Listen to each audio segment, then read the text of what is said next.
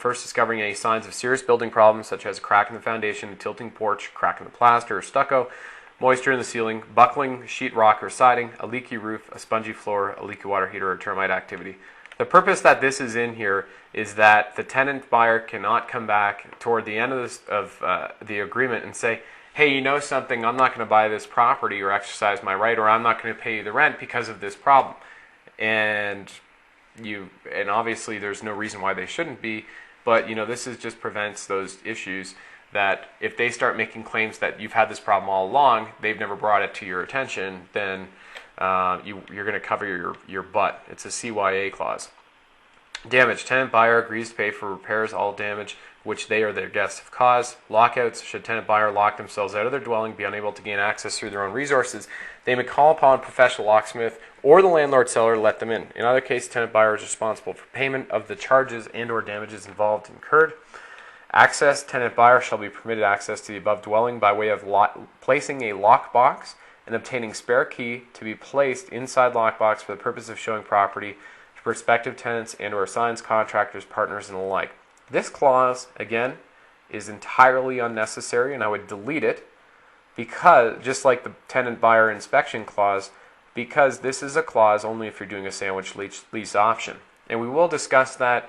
And it's not really in the course materials, but there have been training calls with clients, and it's not a great way to generate wealth. But if it's an opportunity for you to make some, $10,000, $15,000, $50,000 on a deal, then yeah, absolutely. If it fits your strategic plan and your business model, go and do a sandwich lease option.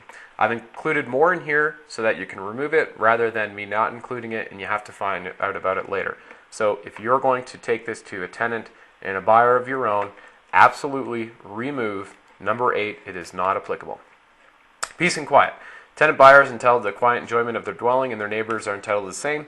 Tenant buyer agrees to refrain from making loud noises and disturbances and to keep down the volume of their music and broadcast programs at all times so as not to disturb other people's peace and quiet.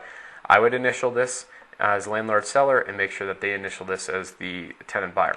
Lawful use. Tenant buyer agrees that they will not themselves engage in any illegal activities on the premises, nor will they allow others to engage in any illegal activities on the premises insofar as they have the power to stop such activities. Obviously, you don't want somebody putting a marijuana grow operation or a meth lab in your property, and you've definitely outlined that here in the contract. Hopefully, you've done your tenant screening enough that you won't have to worry about that whatsoever, and you've done your background checks. Insurance consideration. Tenant buyer agrees that they will do nothing to the premises nor keep anything on the premises which will result in an increase in landlord seller's insurance policy or an endangering of the premises. Neither will they allow anyone else to do so. Landlord seller to maintain property fire and casualty insurance during term of lease. Landlord seller shall amend his hazard insurance policy naming the tenant buyer as additional insured. If property becomes untenable due to fire or casualty, his lease is null and void. Very straightforward. References and wording. Plural references made to the parties involved in this agreement may also be singular, and single references may be plural. These references may also apply to owners and tenant buyers, heirs, executors, administrators, or successors as the case may be. This is just legalese thrown in there by the attorney to make sure that all bases are covered. Entire agreement. As written, this agreement constitutes the entire agreement between the tenant buyer and landlord seller.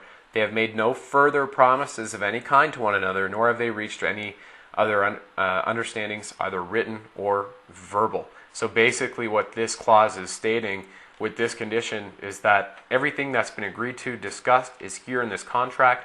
Therefore, tenant can never take you to court and claim that you had made a claim otherwise and you had agreed to in writing or outside of this contract